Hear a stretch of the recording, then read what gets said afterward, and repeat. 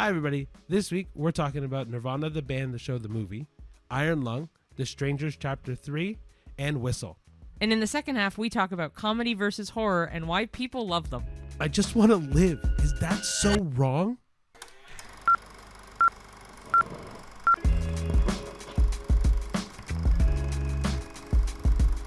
Hello, everyone. Hey, everybody. And welcome to another episode of The A-List Admission. Welcome, welcome, welcome. If you're new, I'm Cheyenne. I'm Ricardo. And we're just a Canadian couple who do movie reviews just for fun and just like casual viewing. No fluff, no cinematography, lighting crap.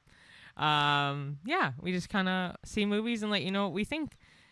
Yeah. And this week, there's not really a whole lot of new personal news, so we're going to go right into our movie news. I couldn't think of anything at all. I mean, we did get snow still, and the groundhog did see its shadow.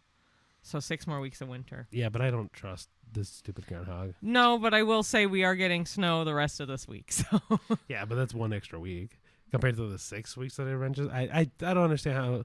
I don't know how it works. I also think it's malarkey, but it is accurate. I don't think it ever is accurate. So that's okay. Good superstition. All right. So to our movie news. This one is brought to us by Complex Pop on Instagram and on Twitter. Sherlock Holmes 3 is reportedly back in development with Robert Downey Jr. returning as Sherlock Holmes. Mm-hmm. And then if you don't remember, the last one came out in 2011, so it's been a long time since we saw a Sherlock Holmes movie. I don't know if there's a need for a third one. Personally, the second one I didn't like that much. I didn't see the second one. So. Yeah, so if that is any proof of concept, I wanted to. I just never got around to it. I think the first one was great. The second one was not great, and then I don't imagine this third one's going to be any good. Once you see the TV show with Benedict Cumberbatch, the movies just don't hit the same. I completely agree. Yeah. Next is from Film Seal. Steven Spielberg has won his first ever Grammy, and he is officially an EGOT status celebrity. He won the Grammy for Best Music Film because he was a producer on the documentary Music by John Williams. So he already has a lot of Oscars, Emmys, and he even has a Tony. So he has finally reached EGOT status, which is really cool. Congratulations to him. Yeah, personally, it's not surprising. If anything, it's surprising that he's not gotten EGOT sooner. Well, I guess he hasn't been a producer on a music thing. So yeah, but to me, it's just surprising that he hasn't attached himself to some sort of music album or musical story or like audiobook of some kind. Do you know what I mean? Like, because I know audiobooks can win Grammys, podcasts can win Grammys, stuff like that. So I'm surprised. Yeah, they've definitely opened it up a lot quicker. Right. So I'm surprised that like even like a comedy album, he hasn't even attached himself. I'm surprised that he's never won a Grammy before. Or even with like E.T. If he was a producer on that, he would have easily gotten it. Yeah, but then that's the same thing with the Tony. He only won one Tony, and I'm surprised he hasn't attached himself to more stage plays. I guess so. Yeah. I mean, he may get another one if Back to the Future, the musical, does any good. I don't know if he's attached to that. I have no idea. Yeah, I don't think he was attached to the original. Original what? Back to the Future. I was sure he was a producer on it. No, I'm pretty sure it's just Robert Zemeckis and Alan Silvestri's the music guy. Oh, yeah, true. Yeah. Okay, whatever.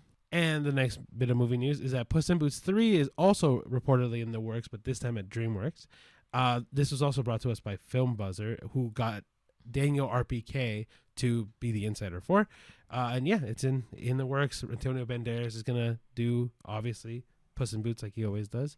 And based on how, was it Last Wish was the last one called? I think so. Yeah, the second Puss in Boots one. I loved the second one. That was a really good movie. So if they follow the same vein, I think this is going to be phenomenal. I'm really excited for this. I hope so, yeah, because it was really, really good. Like, even the first Puss in Boots movie was okay, and the second one beats it by a mile. And the last piece is from Screen Thrill that A24 has acquired the rights to the Texas Chainsaw Massacre. So they're going to make a TV series first. Glenn Powell is the executive producer, actually, and the director of The Long Walk will be the director of the TV show. And then there's also early development in a movie. It's official that A24 is now Leatherface in their roster. I don't know how I feel about this. If they can make it better, I'd appreciate it. Yeah, because I didn't really like the first one because those movies in like the 70s and 80s are a little lackluster, boring to me. But the new one, I mean, it wasn't that great either, but it was a little more entertaining to me. I haven't seen the new one, but like the original was boring as anything to me. Like Halloween or not. I almost said Five Nights at Freddy's. What's the other one? Friday the 13th. They're way more entertaining than the Texas Chainsaw Massacre, the original one. Like that one to me is just so happenstance of a horror movie. Yeah. Anyway, we're gonna go right into our movie reviews. Yeah. So the first movie we're gonna review is Iron Lung, but we also watched. Yeah, we watched The Strangers Chapter 3. We also watched the Whistle. And then the last one we watched, which was technically the first we saw in this list, was Nirvana, the band, the show, the movie, which is part of a Monday surprise premiere, which we'll get into when we review it. Yeah. So first we'll go right into Iron Lung, which came out for Canadians January 30th of 2026. Yeah, so we saw this a week after its release, but I mean, it's getting so much news. We were like, yeah, we're going to have to see it. But the director is Mark Fishbach, which is Markiplier. He is also the writer, producer, and lead actor in this movie. The rating is R for horror and intense thematic content, and the runtime is 2 hours and 5 minutes. Your main cast, like I said, Mark Fishbach, Markiplier, Caroline Kaplan, Troy Baker, Elsie Lovelock, Elle Lamont, Mick Lauer, and Isaac McKee. And your spoiler-free synopsis is as follows. In a chilling post-apocalyptic future after an event called the Quiet Rapture causes all known stars and habitable planets to vanish, humanity struggles to survive. A convict is sent on a perilous mission to explore a bloody ocean discovered on a desolate moon aboard a tiny sealed submarine nicknamed the Iron Lung. As he traverses the crimson depths with limited visibility and communication, the mission becomes a tense psychological battle against isolation, unknown horrors beneath the surface, and the desperate hope of freedom and answers. Now, what did you think of Iron Lung? Okay, so I didn't like it because I like Markiplier. I think it's phenomenal and amazing that he's getting so much notoriety and praise on his movie that he first directorial debut, literally wrote it, produced it, all the things. I didn't like it. I thought it was pretty boring. We both nodded off here and there too. And I didn't like the fact that it was all in one room. I sometimes am fine with movies that do that if they do it well. I just thought this was a little boring. But I also don't know the background of the game Iron Lung, which sometimes doesn't matter. Like Silent Hill, I have not played the game. For that, I didn't need to play the game to get it. This, I must need to play it or know the game to get it. All right, so this is what I found out later about Iron Lung. So, kind of what Cheyenne said, I am really proud of Markiplier. This is a movie that he has done so phenomenally well with, and especially for indie movies in the future. This is amazing, incredible. I could not ask for a better example of an indie movie doing well. That being said, I knew nothing about Iron Lung going in. I also did not know, we have never played the game, but to me, video game movies, especially if you're introducing it to a larger audience, you should not have to explain the game. This movie, if you have no idea what this story is about, and you missed the first 5 minutes of this movie, you're essentially fucked. You have no idea what's happening. You have no idea what the concept is. You have no idea what the point of this movie is. Nothing. Me and Cheyenne did not miss the first 5 minutes, but we must have missed something in the little narration at the beginning, and then immediately we're fucked for the entire movie. Like, I didn't know it was a full bloody ocean. Like, I didn't know the ocean was blood, like on a moon. Like, I definitely didn't. I must have missed something. So this is what had to happen for me to understand this movie, and then now looking back at it, have a understanding of the entire movie. I had read the entire plot of this movie on Wikipedia after we watched it, because I did not understand a single scene of this movie. But I should not have to do that to understand a movie. Yeah. Like, I've done that a couple times. There's been a couple movies that I've had to look up the entire plot after and go, oh, that's what that was. Or if I've missed a scene for whatever reason, I've gone and read the plot and be like, okay, that makes sense for the scenes that followed. This one, I watched the entire movie. Sure, maybe I fell asleep for like 5 minutes of something. So same as Cheyenne. Like, honestly, I would not even say we fell asleep really. No, the theater was really hot. It was really hot, but that's irrelevant. No, that makes us sleepy. No, but I'm saying for the quality of the movie. I don't like indie movies, so anyway.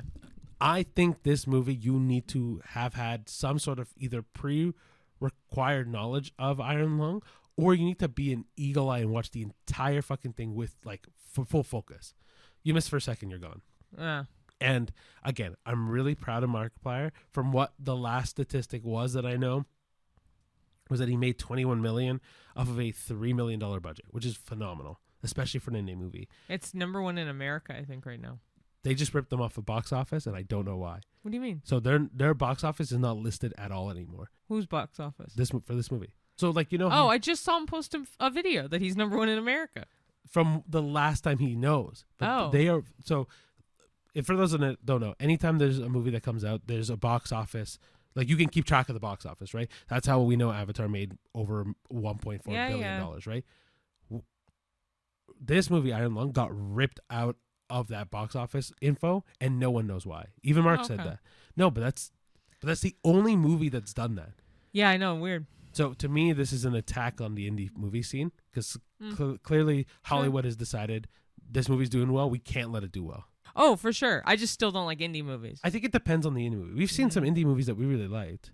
Like The Room Next Door is essentially like a... Oh, it's a limited release movie. Different than an indie flick. It has... Like the Blair Witch Project is an indie flick. But that one was not a bad movie. I didn't like it. I didn't think it was that bad. Don't get me wrong, it's not the best horror movie I've ever seen. I'm not ever going to attribute that it's the best horror movie I've ever seen. But for a movie that is chilly, like creepy, and it sets the tone and does reinvent the entire horror series, I think it's a really good indie film. Okay. Mind you, the other indie film we saw this week is also fucking phenomenal. Okay, well then I didn't like this. I'm not saying you'd have to like it. I'm just saying this movie was... For this movie, I didn't like it. I thought it was very boring, and it was way too fucking long. To go nowhere. I will say, the one room thing also fucked me up in this movie. I don't mind one room movies if they can make it work. This was, you need another room. You need another, I don't know, another person. There were people in it, but not... There were voices in it. And people. Yeah, I don't know. I'm this movie's going to get like a 3 for me. Okay, it's going to get a 1.5 for me. Yeah, that makes sense. It evens out. But yeah, this movie, I think there's some good spots, and then after reading the plot of the movie, I understood it, and I'm like, oh, okay, I can see the value in this. But that being said, you shouldn't have to do that for a movie. Yeah. Also, you were way more excited for this than I was because it was Markiplier. No, it had nothing to do with Markiplier. Don't get me wrong. I have not subscribed to Markiplier. I've never watched a full video of Markiplier. I just know who he is. The only reason why I was so invested in this movie was because for an indie film to be doing this well, to beat out the box office of Send Help and Shelter, which are two well-known movies. Fuck, one is a Sam Raimi movie, and we're talking like this movie was beating it out. Mm-hmm. So I was like, there has to be some merit to this. Mm-hmm. So that's why I was excited to see an indie film that was beating out every major studio film last week. Mm-hmm. That's why. Okay. Cool. Next is The Strangers Chapter 3. It was released in Canada on February 6th of 2026. The director is Rennie Harlin, who also directed the other 2 Stranger movies. It's rated R for strong, bloody violence and language, and it has a runtime of 1 hour, 31 minutes. The main cast include Madeleine Pesch, Richard Brake, Janice Ahern, and Gabriel Basso. So, the spoiler-free synopsis goes as follows. In the final chapter of the rebooted Strangers trilogy, Maya finds herself once again hunted by the masked assailants who have made her life a living nightmare. This installment brings her face-to-face with the killers for the ultimate confrontation, forcing her to push beyond mere survival into a brutal reckoning as secrets about their violence and her true stakes are laid bare. The film closes the narrative arc begun in Chapter 1 and deepened in Chapter 2, tying together the horror, chase, and mystery into a concluding showdown between prey and predator. So what did you think of The Strangers Chapter 3? It was fine. It was the second best one. This entire trilogy sucked. Yeah, none of it's good. I don't know why it was so popular. It's not good. This was popular? The series is. Oh, you mean The Strangers in general? Yes. Yeah, but The Stranger in general, the original story, I can see this being better. Like when it came, I don't know when the original one came out. It'll probably be on the screen. I can find the info. But like the original when it came out, maybe at the time it was really good because it wasn't as like modern, right? This is terrible. Like the more I think about this series, this trilogy series did not need to happen at all.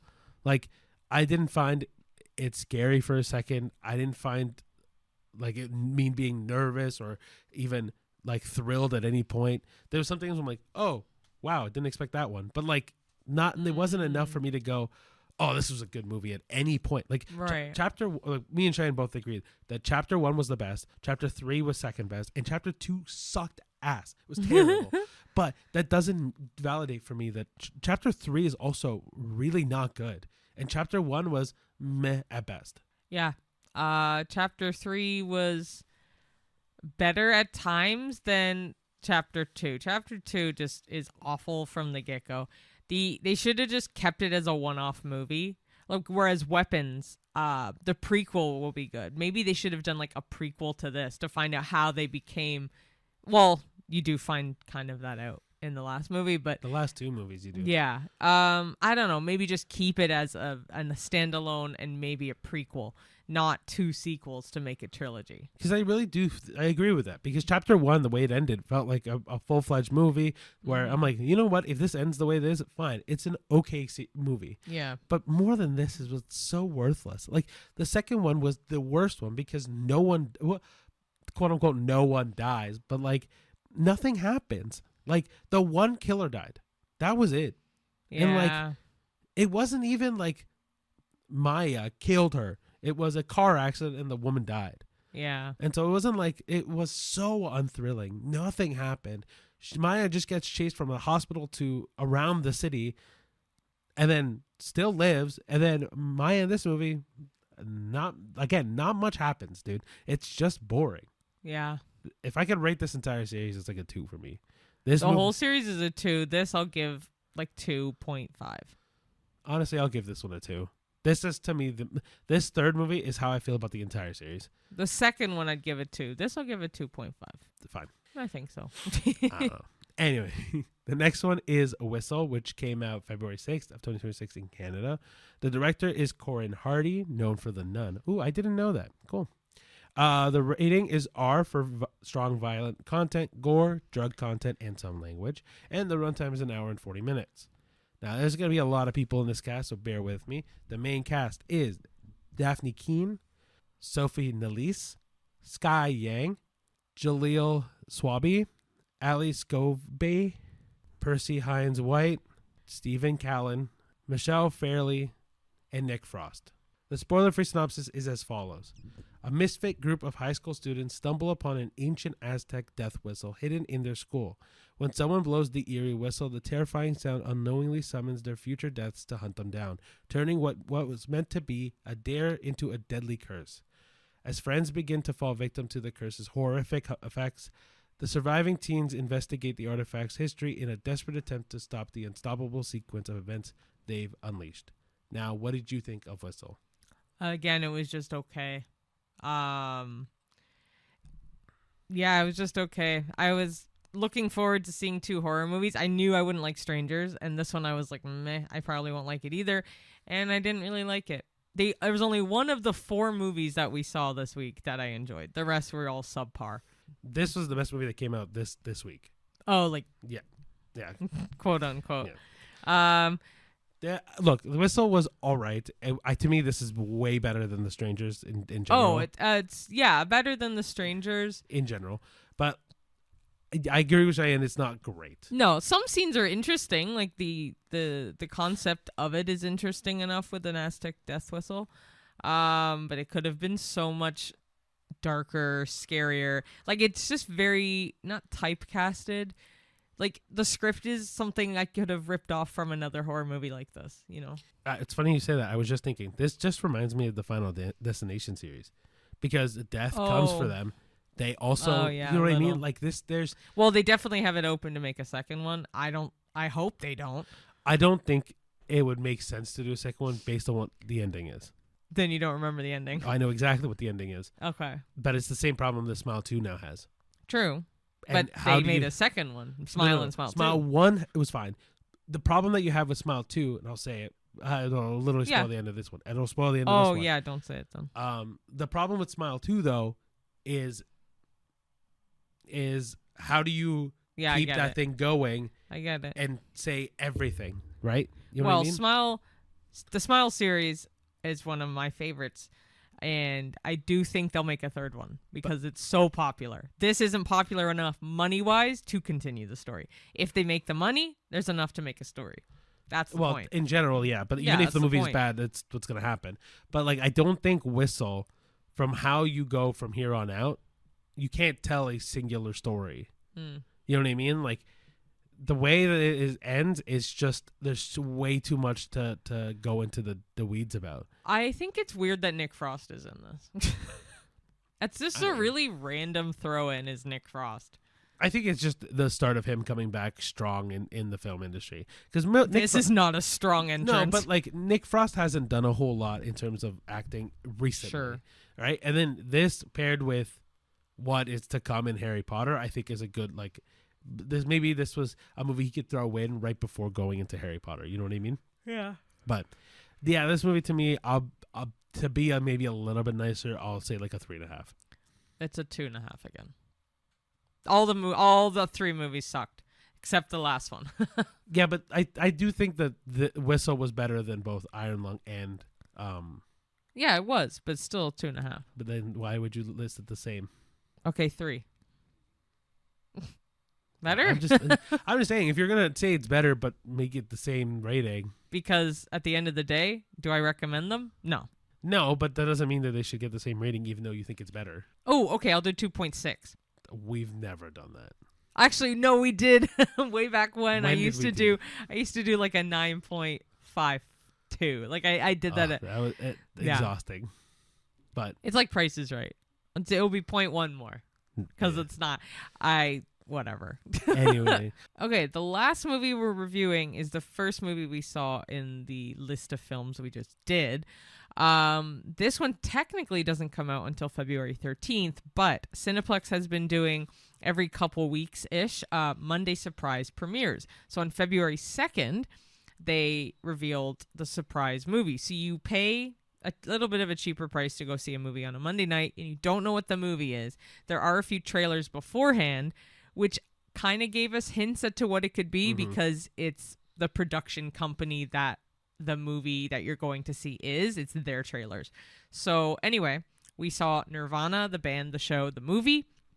Low-key, I was not really looking forward to this. I was super excited. Because it was a Canadian movie.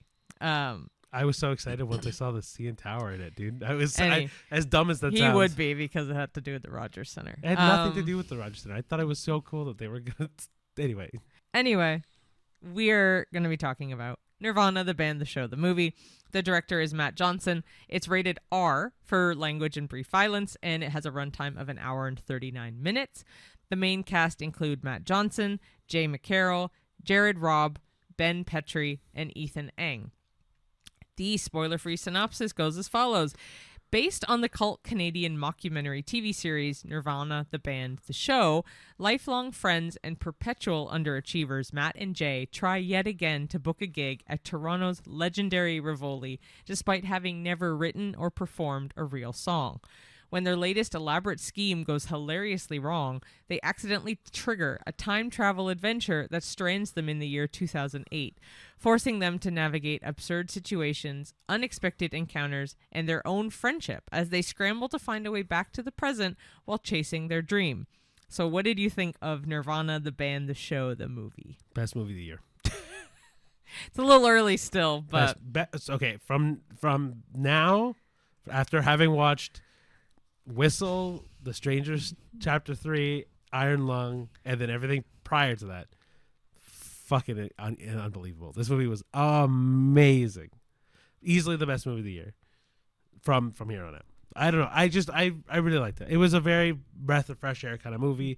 I was super excited about this movie beforehand. I was telling Cheyenne had a very limited view of this movie before we watched it. Low expectations, not so much limited, but low. She thought it was going to suck because it was a Canadian film. Well, I was more looking forward to, ironically, the same production company did Whistle. Which is why I was going to say it's not. I just realized this is technically not an indie film then, because it's has a major production company behind it. So indie films do suck. Not all indie films suck. It's just anyway. This is a purely Canadian movie, is what I was going to say. And I don't usually like Canadian movies / Canadian humor, except The Red Green Show. That's The Red Green Show is the most Canadian humor that you can Corner find. Gas is more Canadian. I disagree. Red Green is pretty damn old Canadian humor. Well, I loved this movie. I was very pleasantly surprised because once I saw what it was, I'm like, okay. I'm like, well, we'll watch it. I'm like, it's fine. I was hesitant to stay when the thing first came on. I forced Cheyenne to stay. But it was, I agree. Probably the best movie. It was the best movie so far this year. And it will probably be in my top by the end of this year because it is so funny. It's one of the funniest movies I've ever seen. And that's saying something because I'm not a huge comedy fan. So it's funny. And it's a little like mildly relatable because we recognize some of the areas because being in the GTA, it's like, oh my gosh, the CN Tower, the SkyDome, because it's also known as the SkyDome. All of these like side streets, the subway tracks, not the subway tracks, TTC the track. TTC. It's so funny. Good. I left The so Budweiser happy. stage. The audience in the theater too. There was a trio sitting in front of us, and they actually made the movie so much better for me because their laughing made me laugh too because they had really good laughs. Like it's just a really good laugh. It's heartwarming. It's enjoyable. I would watch it 10 times over easily. Yeah, this movie, when it comes to movies that are mockumentaries, when it comes to movies that are just comedy movies, this to me has been the best mockumentary comedy movie I've ever seen. Well, we've also never seen the show or the web series because it's both. So yeah, when it came to this movie, from just bare bones watching the trailers and stuff like that, when I saw it was called Nirvana, the band, the show, the movie, I was like, did I miss something? Why is there so many qualifiers between Nirvana, whatever? It's also spelled with 2 N's, but the original web series isn't. And I wonder if they why. got some sort of copyright thing because there's technically a music thing, and it's right. Nirvana, the band, I think it conflicts with the actual band. But anyway, so we never watched the show. I've never heard of Nirvana, the band, so I was so confused when I saw the trailers, but because this is in the trailer, the idea of skydiving off the CN Tower into the SkyDome, I was like, there's got to be a fucking lane for this that survives. It's so funny. When I tell you, and that because it's not a spoiler, it's literally in the trailer, that entire sequence of them going to the CN Tower to skydive off is unbelievably funny. And it's such a good way to start this entire show movie because the best part is like that's so funny and it's only the tip of the iceberg. And it's such a funny Back to the Future knockoff, and really randomly 2008 too. Like it's just like it was, and it's so funny to see the difference between 2008 and now. But and I think the other thing is that it's not like for me and Cheyenne, it's the era we grew up in. Like Cheyenne was obviously older than me, but like it was I remember it's the era I was 10 by 10, 11. I was 14. So teenager, preteen, like that was the era we had a consciousness growing in. And so the fact that we can go, oh shit, that was 2008 is crazy. Like my youngest brother was born in 2008. So the fact that it was like, oh wow, this is when my youngest brother was born is weird to go like, wow, they were just back there. No, you're right because it's just everything about this is so funny. Being like 2008, that's crazy to think that so many things happen, at least for you with your brother and like just in general. It's great. It is very Canadian comedy, but I actually really appreciated it. And I'm going to rate this a 9.5. Easy money. I told Cheyenne I might rate this a 10. I'm going to stay at 9.5 as well, but there was a conversation in my head for a long time. You could always do 9.8. I'm not doing that. Okay. It's not 0.5s or bust. 9.5 for me. I will say 9.5 but I will be. It's gonna be a hell bent to see if anything's gonna be a 10 this year. Yeah. Like I know Doomsday is gonna do well. I know. Did I did say Doomsday, not Doomsday? Because I've been saying Doomsday a lot recently. You said Doomsday. Yeah. Well, Dune, The Odyssey, all those movies are gonna do really well. I truly don't think I'll have a more enjoyable experience than this movie. So out of the 4 movies, I think we both definitely recommend you see Nirvana, but it is not out currently. It will be out February 13th, so keep an eye out at the theater for that. Yeah, so when this release, it'll be the Tuesday prior. So just think of this as a nice little boost going into the Valentine's Day weekend. I really recommend it. I honestly, I know, was it Crime 101's coming out next week? What's the other one? Wuthering Heights. That's the big one. It's Valentine's Day. Well, and then GOAT is also coming out for the families. Yeah. But because Family Day is also coming. So. Yeah, but I don't think that's only a Canadian thing. That's not a U.S. thing. No, I know. Yeah, so I don't think they released it knowing it's going to be Family Day. No, of course not. No.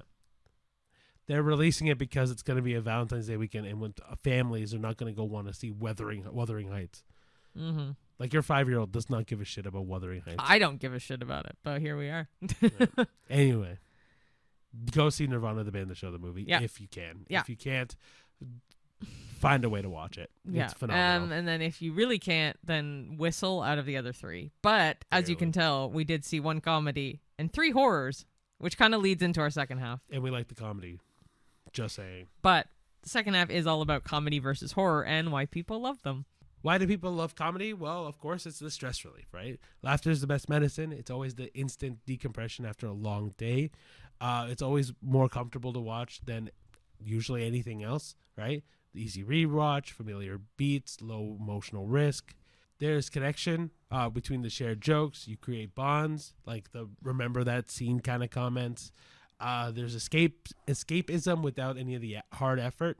You don't have to believe that you're in a new world, like in an Inception or an Avatar, where you're thrusted with all this lore. You can just sit back and fall in love with the jokes and the emotional connection on that. Obviously, with any good joke, you're focused on the timing, so it hits hard when things feel heavy and chaotic, and it's always relatable, right? Comedy often reflects the everyday awkwardness, the busyness, the relationships, everything.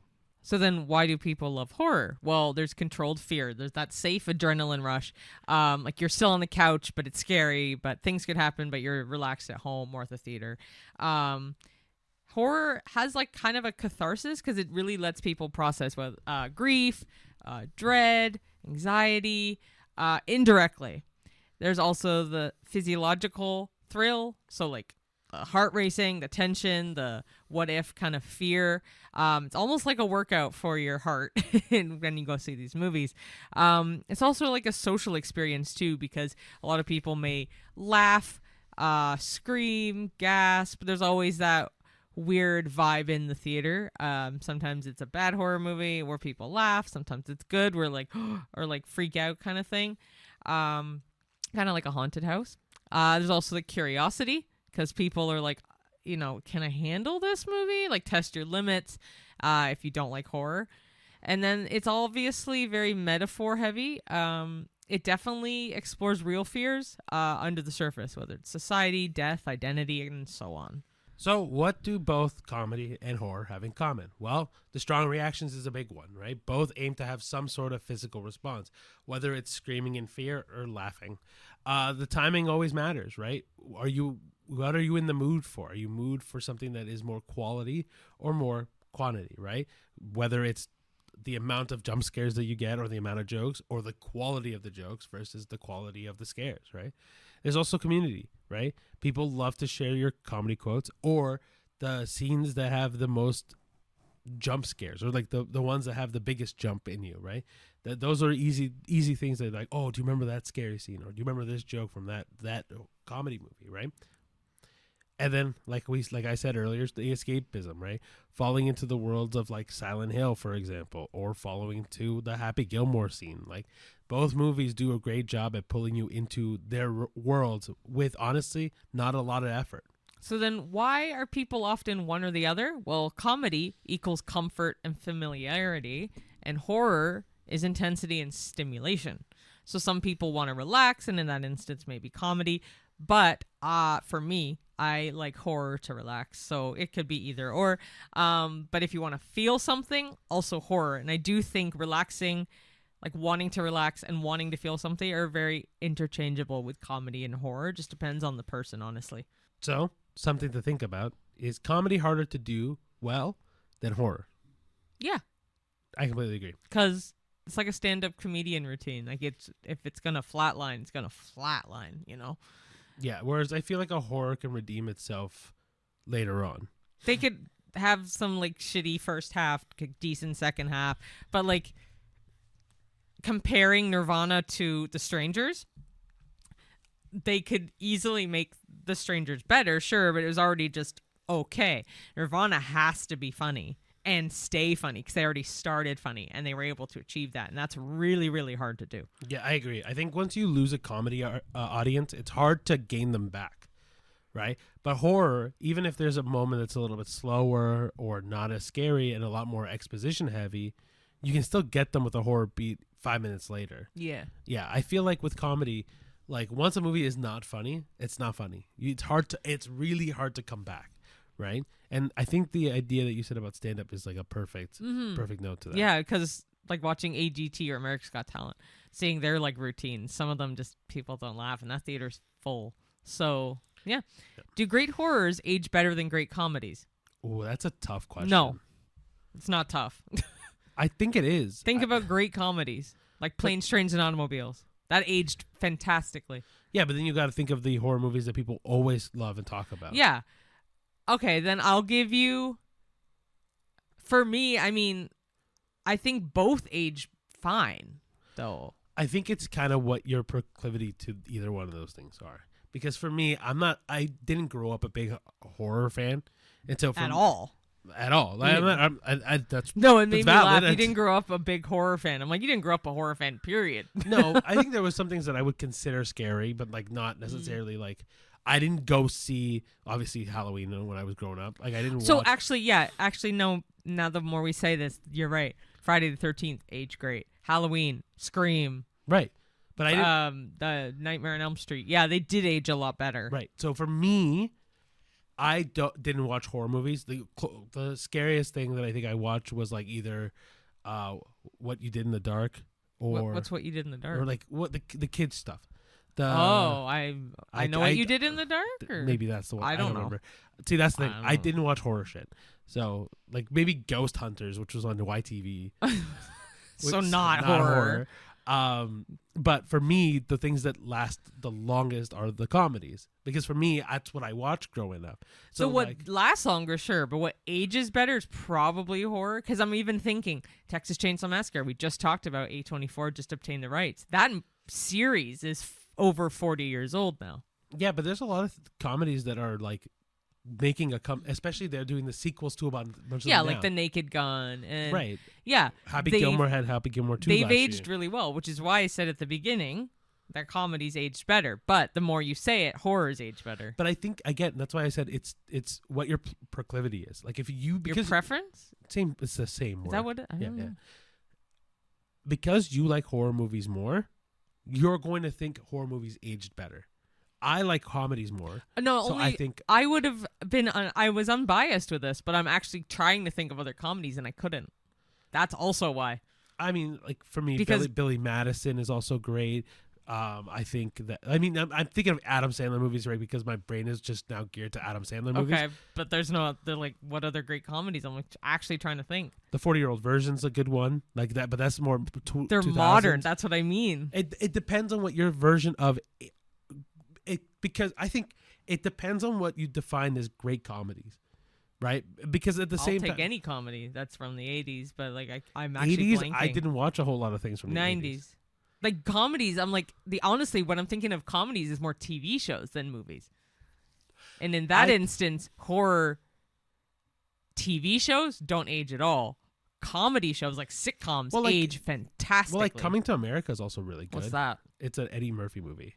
Oh yeah, I've heard of Like, it. and that's 90s, I've Right. heard of it, but no one I know would know that movie now. That's a very popular movie. Great. Very popular movie. Great. My point is that there's a lot of great comedy movies as well.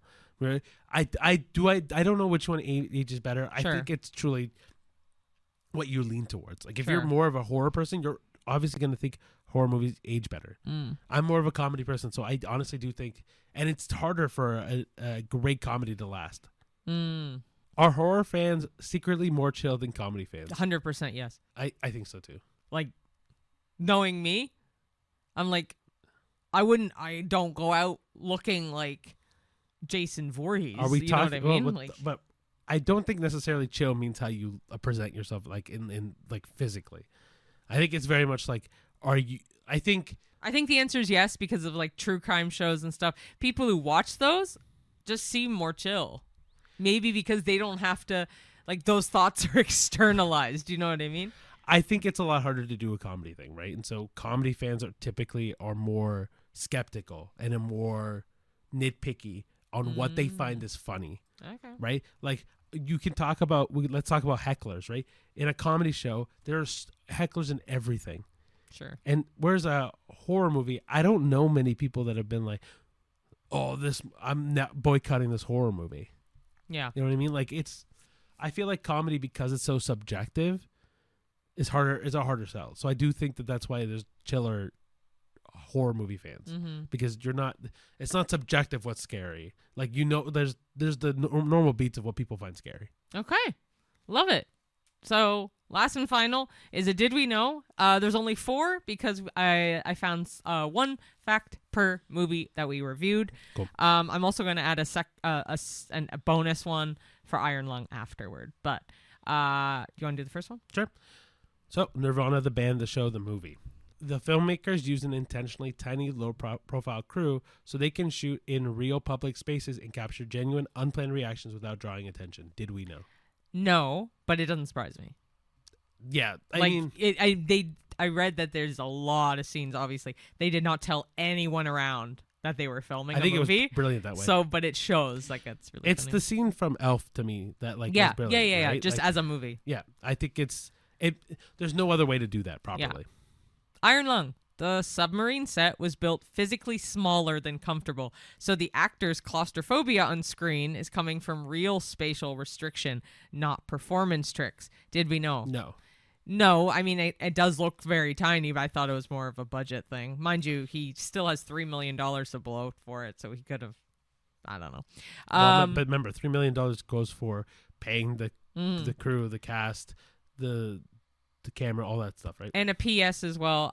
This movie has the most fake blood ever used for a movie. It was like, I think 50,000 gallons Somewhere of there. blood that they used in this movie. Now I get why, but that's another little bonus, which we both knew. It's The Strangers, Chapter 3. The intruders are directed to move slowly and with restraint, avoiding slasher theatrics, making their calm presence more unsettling than aggressive action. Did we know? No. Like, I didn't know they were directed to do that, no. No, but it wasn't scarier. No, it didn't say that. It said it was more unsettling. That's the point, though. It's a horror unsettling is like uneasy, not scary. Yeah, it's supposed to make you go be scared of them. That's the point. I like the masks. Eh. Like, they're just weird. Just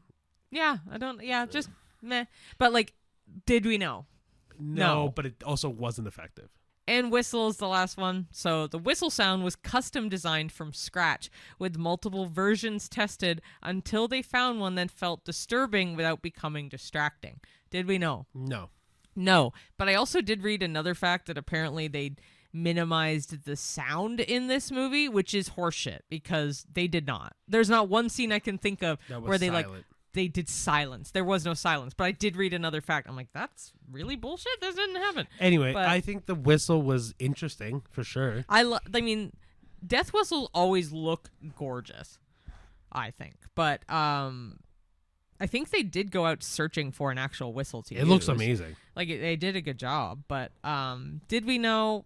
No. The death whistle in the second Puss in Boots movie is way better. Oh my gosh, that death whistle is beautiful. Love it. Yeah. Yep. Okay. Do you Well- want to send us off? Sure.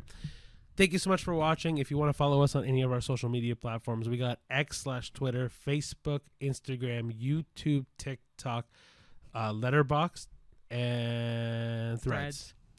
Any of the podcast episodes is going to be on Spotify or on YouTube for video, or YouTube, Spotify, Apple Podcasts, iHeartRadio, Amazon Music, you name it, wherever you listen to your podcasts. And then all of our short form content is on Instagram, YouTube, or TikTok. These are all just our opinions, so if you have any reaction, whether positive or negative, let us know in the comments below. Let us know in the TikToks, Reels, or Shorts below. Please rate us. Let us know what you think of the show, and share it with your friends.